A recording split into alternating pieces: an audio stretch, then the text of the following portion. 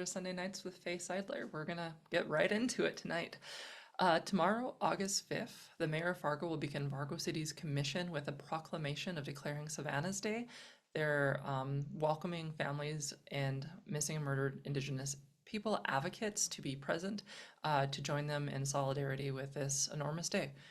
There's a lot to that story. I just want to let you know it's going to be happening tomorrow, and it is in honor of a young Indigenous woman that we had lost in our community some time ago. It's a very tragic story, and something it's good that we're doing more work and awareness around. So, moving on to our other news, I actually just found that out like 10 minutes before recording, so I'm glad I did and I was able to let you know about it. But moving into my other news, the Grand Forks Herald put out a review of human trafficking in North Dakota, covering kind of the basics of what's going on with that. The main takeaway is that a lot of people don't realize that it's a problem. I've talked about it here a number of times. Trafficking work intersects with queer advocacy pretty often, since queer individuals tend to be over-victimized within trafficking due to a lot of risk factors associated with running away, homelessness, and abuse at home. So it's just another thing where the more we are all aware of this as a problem, the more that we can protect people from potential victimization and trafficking. In North Dakota, the trial to challenge the abortion ban across our state was canceled.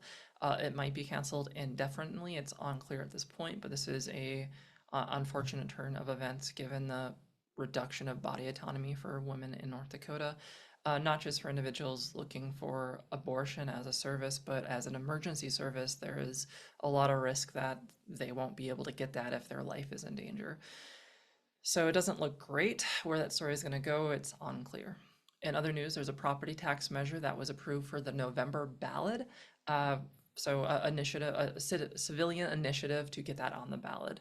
This is kind of a scarier thing because I think a lot of people would want to, hey, pay less taxes sounds good on paper, but to listen to all the people across our state that do really important work in their communities, taking away property tax takes away any sort of ability for communities to regulate funding for important and essential services. There's a lot of nuance and complexity that I can't get into in like a minute. But everyone I know and talk to that works within any kind of human service says that this is ill-advised. I think there are answers where we can reduce taxes with individuals at lower income to really help out, but keep in mind property tax measures like we are seeing are probably largely going to affect multi-million and billion-dollar businesses in our state more than they're going to impact us as individuals. Overall, it seems like it's going to be more harmful for people in North Dakota. That's what I got from the stuff I've read on there. Speaking of harmful things in North Dakota, our AI data centers are in the news recently because they are just draining our power grid and will likely make it so everyone in North Dakota has to pay more for electricity. I have not liked the data centers in North Dakota. As far as everything I've read about them, it looks like it's just extorting our state, like it's coming in here to abuse our resources and make a lot of money and profit that does not go back into our communities. I don't know how it all plays out. I think I'll say that with a lot of these stories. They're big and complex, and I'm just covering them in a minute. However, it's worth looking into and having real conversations about if these data centers are actually a benefit to our community, because it looks like they really are not in a lot of different ways. And some good news, the League of Women Voters has put out a citizen guide to lobbying. So how you lobby as a citizen, that's something I did a lot in the 2023 session. Our government, as many ways as we complain about North Dakota, it has an incredibly transparent and accessible system for people to represent themselves. As much as I don't like the ballot on property taxes, I would never want to take the ability away for people to put ballots on there. And it's up for us to educate everyone on why that is a good or bad thing, the tax measure.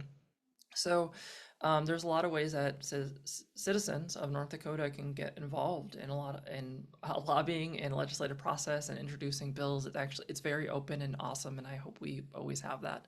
So the League of Women Voters has a guide for all of that fun stuff. Moving into some medical news, the British Medical Association is going to be critiquing the Cass report. The Cass report is kind of a controversially known global report that tries to limit trans healthcare within the United Kingdom.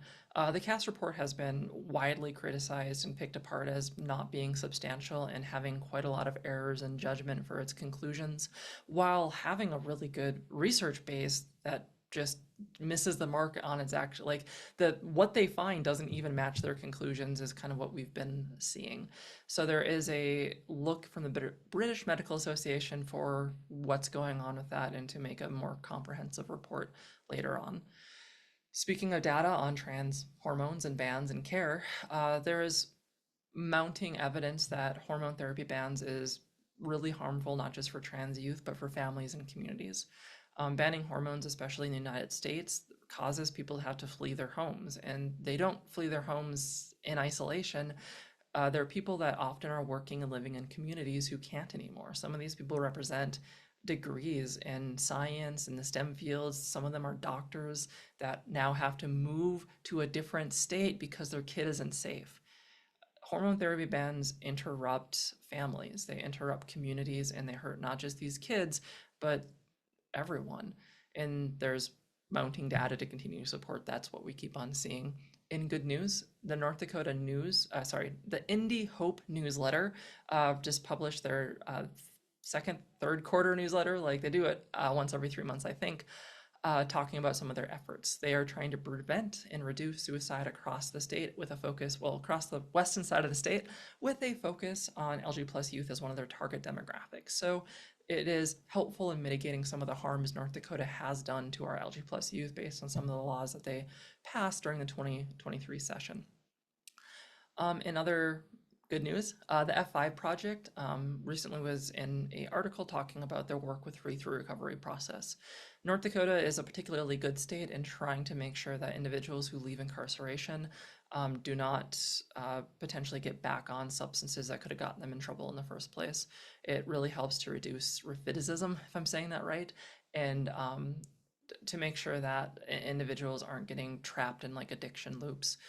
So it's not just that, it's like peer support, it's helping people, it's supporting people, because that's all part of harm reduction and reducing substance misuse in people's lives, is that they have support. It's not just about locking them away from this, but giving them a life where they don't need to cope through using substances. So F5 Project's doing free through recovery. A lot of sectors across our state are also doing it, but it's a important thing. F5 does a lot of work with incarcerated populations or residents within jails and prisons. Other good news is the Fargo, speaking of newsletters, I have a few newsletters tonight. Fargo newsletter is fire, just legit fire. The Fargo Public Library newsletter, sorry. And I just want to showcase for a hot second that libraries are amazing. They're amazing centers for community resources, for sharing things, for learning things. I think as a kid, you might like think about libraries as a place you get a book, and you can still do that. However, they are places of community. Like, if you go there, there's so many cool things happening. There's so many organizing venues to like get people together to do things that aren't just getting books. Like, libraries have gotten a lot bigger and better and cooler than they were when I was a kid. Not to diss like 1990s libraries and early 2000s libraries, but like, I just want you to think about, if you haven't checked out your local library, whether it be the Fargo one or any other one across the state, maybe do that. And librarians are pretty cool. The last story I have for our for our opening section is the story about the FN Derby girls. You will recall that I talked about the Forks Speeders, the Grand Forks Girls Derby, last week, so I have an opportunity to talk about the Fargo-Moorhead Derby this week. Derbies are really cool. They are opportunities for individuals to get physically involved, have community and family, and join a fight club. Like, basically, that's kind of what it is. And I think that it's a really great space for a lot of people that can really help stressors that can happen in your life, especially minority stressors, as they tend to be very safe intersectional spaces, regardless of your background. It's a found family situation, so check the places out, try to support them if you can. They are a really cool thing, a good ending. We'll be getting into a promotional video on NAMI, National Association for Mental Illness, which helps with effectively everything you can think of for peer support for mental health issues. I'll be talking then about the Olympics and some of the fun awfulness that has happened with that. And then finally talking about FM Pride, which is happening this coming week. So we have a exciting lineup for you tonight. I hope you like the show, and we're going to move into the next section.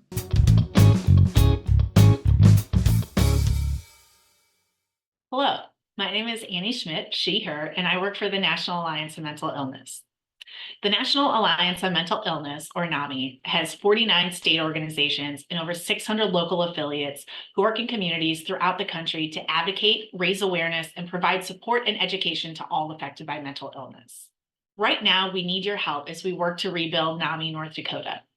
We are seeking candidates to serve on the NAMI North Dakota Board of Directors who come from diverse communities and geography, have skills in areas such as advocacy, policy, strategy, fundraising, communication, and marketing, mental health, legal, accounting, youth outreach, or education, and of course, anyone who is passionate about the work of NAMI. At this early stage of the organization's development, the role of the board is to govern the organization, plan for growth, and manage its operations. It is a great opportunity to get in on the ground floor and build something that will have a lasting impact. We are also recruiting volunteers to provide free peer and family support programming in Grand Forks and Fargo. This can look like facilitating support groups, community outreach, and connecting individuals to much needed resources available in their communities.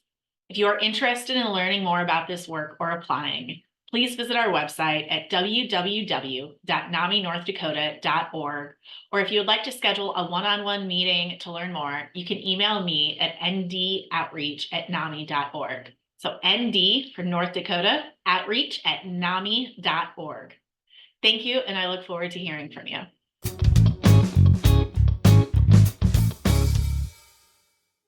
For the story, I'm going to give you a 5-second content warning because we're going to get into some heavier stuff. So 5, 4, 3, 2, 1. About 3 days ago in Rockford, Illinois, there is a bar owner accused of pulling a gun to a transgender customer's head and saying this needs to end. The level of violence that is targeting trans individuals historically and today is very high.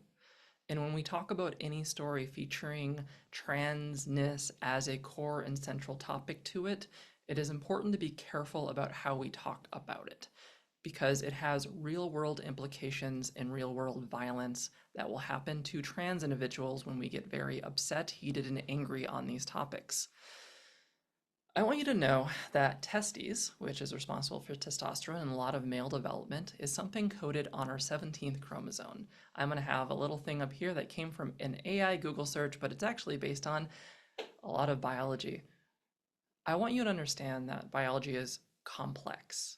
It is significantly more than this understanding of an X and Y chromosome.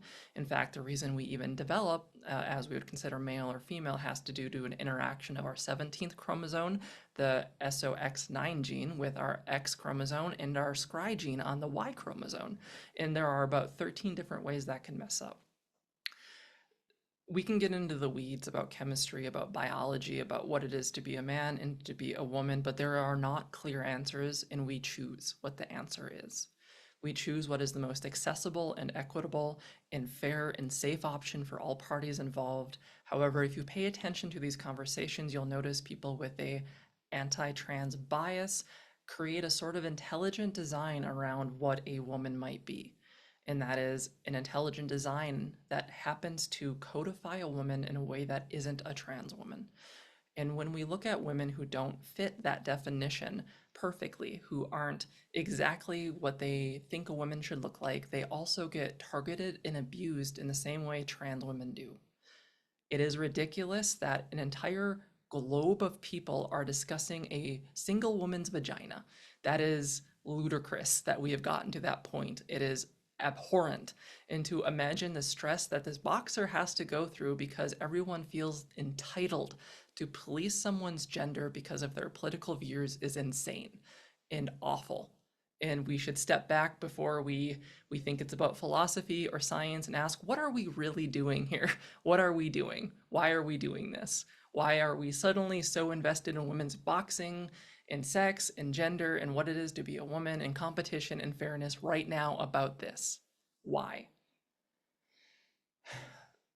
There are so many machines right now ready to turn and pump hate into the world aimed at trans people. Different countries, different political parties, different affiliations love to run stories like this because of the violence that can happen to trans people. The Boston Globe falsely printed a headline calling the boxer in the Olympic that's all of this controversy trans. They're not trans. It's unclear if they're intersex. Everyone seems to have an opinion that they feel entitled to have about this, and we really have almost nothing on the table that is a fact. People position the conversation about it being a trans woman or an intersex person or someone with sex development or someone with high testosterone. We don't know that. Like, that is just presumed, and people run with it one way or another. Since the story broke, there was a lot of outrage. There's all this usual motions with us children's authors getting involved and uh, people who own social media platforms giving their brain dead opinion on all this, but none of it was real. And now the boxer in question, having to show pictures of herself as a child to prove that she is a woman. Like, the only good thing about this story is that hopefully people can step back and realize that while this person likely isn't trans in any capacity, maybe the abuse she was getting wouldn't be deserved even if she was. There are a lot of people who are going, what if this happens to other women, other biological women, or that's code for not trans? What if it happens to them? And that would be awful, wouldn't it? And it would. And the thing is, it already is happening. Women's bodies are constantly questioned and policed. Folks try to position this as being against trans or for women, but it's only hurting women all of the time. In the idea that we are living in a world in which if you want to be a female athlete, you'll have to have public discussions about your genitalia is not good for sports. It's not good for women or empowerment or body autonomy. It is awful and weird, and we need to step back and reflect on that. These conversations, as I started this story out, have real world implications in violence to trans individuals and women who are too masculine. There's this belief you can tell who is trans based on shoulder size or Adam's apple, and that there is this really hard-coded, obvious, never crossing sex distinguishing features that's just not real. Bodies are diverse. Even if you're assigned female at birth, XX, a lot of estrogen your whole life, you can still have very masculine features. Trans women are not a lot of the population. They're about 1.5%, maybe 2%, 1 in 50 at high odds. The individuals who experience abuse the most often aren't trans women. They are cis women who don't pass. They are cis women who have PCOS, who have facial hair, who are too masculine, too broad, and they're the ones that are observed and harassed, kicked, abused. There are stories of a woman who had her arm broken a couple years back because someone identified her as a man in the bathroom. It's not okay if it happens to trans women. It's not okay if it happens to women, and we need to sit back and reflect on that. There is a lot of conversations to have about sports and fairness and participation, but we can't have them when we have people yelling hatred. We can't have reasonable conversations when people are giving fifth grade science lessons that go nowhere and understand nothing about biology. I've spent thousands of hours on this across my life, researching and learning and looking at the data, and I'm not an expert in biology, but I probably know more than you. I am not an expert in sports science, but I probably know more than you because I have to keep on researching this and educating it, and it is frustrating. I want you to understand that a lot of trans individuals are experiencing a lot of minority stress because everyone feels entitled to have a conversation about this and how they feel the world works. And often it's a world in which trans individuals are not valid. And they propose these conversations are on a grounding of science or logic or fairness, but at the end of the day, it keeps on being a door shut in trans people's face. It is really tough to be trans and to see so many people openly talking with such prejudice and stigma who don't know that they're doing it. A lot of people don't sit down and think I'm going to be hateful and evil and hurt trans individuals. A lot of people with these positions have culturally, that's all they've known their entire life for decades. And they think that they're arguing from a position of rationality and from logic and fairness, but that was predicated on by years of conditioning, years of being taught there are only two sexes, years of a lot of sexist programming that women are weak and need to be protected. We are at all times an amalgamation of thousands of biases. We are not neutral, rational actors that can simply pick apart the truths of the universe. We are silly apes that get big ideas about things. Like, we aren't that rational of beings. So, when people feel the need to weigh in on this, the collateral damage tends to be a lot of trans individuals seeing a lot of misinformation, a lot of hate, a lot of stigma, a lot of violence because of these conversations. I don't have a lot to say since I mean, I already said a lot. I don't have a lot more to say. I mean, there's so many articles breaking this down. You can look at the science aspect, the culture aspect of it. You can look at this situation and this boxer in their country and what's going on with all of that, if you want to. But I think what I want you to understand the most and take away from this is that these conversations don't happen in a vacuum, and they can permeate harm and violence across the community. You can have whatever opinion you want. I'm not going to tell you how to think. I'm an educator. I give you information and you decide what you want to think. But I want you to be cautious when having these conversations. How important are they really to you? How much do they actually matter to you? How much are they about you or the people in your life? Because when we are that distance from the people that can be harmed by this, we are not always that careful in what we say. And we don't always know the harm that happens to the people we don't know are listening. So please, in these instances, just use better caution. And even if you're someone, let's say, defending trans people in this case, it can be exhausting to have an internet feed of arguments, of quote unquote good discussions that happen to be about where people stand and if trans individuals should exist or not. It's tough. So I only advocate to just be careful. Try to listen more than you talk in these conversations. Try to put experts at the forefront. Experts in sports, experts in the Olympics, experts in trans issues. Try to spend your time sharing what they have and not your own hot takes if you don't have any connection to this material. And let's just stop, like, I don't know, talking about people's genitals. Like, that's just weird. And I don't know why we don't think that is extremely weird. And the last thing I want to say is this is an Olympic level athlete who is used to national, global attention. And it sucks. Like, regardless of who you are, it sucks. But she kind of can expect like some sort of coverage in being a public figure. But this same level of hate and scrutiny happens to a 15-year-old trans kid out in Arkansas too. And they don't like deserve that. The violence this boxer doesn't deserve is the same violence trans individuals don't deserve. And I want you to know that. That's what I have to say about this story. Thank you.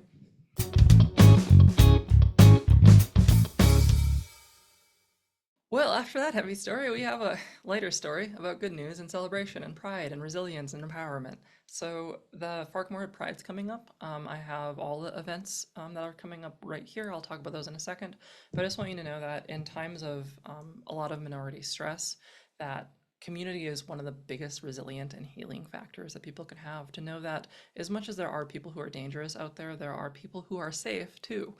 And it can be really just the ability to breathe around other people who you know will keep you safe is important, especially for our youth. So the FM Pride of last year was huge, and the Pride in the Park event had over 5,000 people. It's the biggest Pride in our state, and there's going to be events from Thursday to Sunday of this coming week, the 8th through the 11th. There are a lot of family events, there's some activity events, there's some resource events, there are adult events and bars, there's places you can stretch, like physically, yoga, I think, I don't know. They have all these events. So I have it up here, you can look at their website, they have a Pride guide going out, but it's the Family Fun Night on Thursday, August 8th, Trivia and Karaoke Night, and the Pride Vinyl Night happened that night. On the 9th, there's a Youth Pride All Ages Drag Show. These are adults doing drag in a kid-friendly manner. So usually like, you know, an Elsa dress and doing an Elsa song from Frozen. The Pride Dance Party is happening on Friday the 9th as well, and that will be at 8 p.m. Most of these are going to be evening events. On Saturday, Pride 5K Fun Run is at 8:30 a.m. The Pride in the Park is at 11 a.m. and the Pride Patio Palooza is at 2 p.m. Pride Block Party is at 7 p.m. Usually there's like a big drag event at that time and a fun to be had. On Sunday, the interfaith service is happening at 12:30 and the Pride Parade is happening at 2 p.m. The Pride Parade will be led this year by the Red River Rainbow Seniors, who I helped to nominate. I'm sure I'm not the only one. The Red River Rainbow Seniors have done phenomenal work this year, but they are composed of elder LG+ individuals who have survived tougher times than we have today against tougher odds, and they have created the foundation for everything we do to be possible. There would not be an FM Pride if not for the elders of our community creating the space to make that happen. Their work is phenomenal and inspiring, and I hope to one day grow into being an elder. I hope to get that old. Um, not, I don't know. Not that it's that old. Young elders, young elders, still in their prime. So FM Pride is also asking for volunteers, so I should have that up here too. If you want to get invested and help out. If you're kind of nervous to go to events like this because you don't know how to socialize with people and it's hard for you, volunteering is a good way to do that. It gives you like an excuse to like do something with people. So there's like a task oriented with it. So try to volunteer if that's something that you're interested in. It's pretty easy. You show up places and lift things, or if you're not able to do that, they have other things you can help do, which could be like coordinating people or information, or even just promoting events like I'm doing here. So all that fun stuff for Pride. So as much as the news has been spicy lately, at least there's some good stuff too. I'll try to be at some of these events. I am not great with people sometimes, but I'll do my best. And I definitely want to celebrate the Red River Rainbow Seniors as someone who helped nominate them. That's what we have for tonight. I hope everyone is doing well despite some of these circumstances, and that we just continue to get better and make our world more safe for everyone in it. That's what I have for you tonight. Thank you. Well, thank you everyone for watching my show. That's all I have for today. I hope you have a good rest of your week. I hope we see you back here next week. Just want to give some thank yous to all the folks here who contributed to the show, who made it all a great time and informed us about the cool stuff they're doing. He will be my outro probably for a while until I choose to change it. You all have a good day. Bye.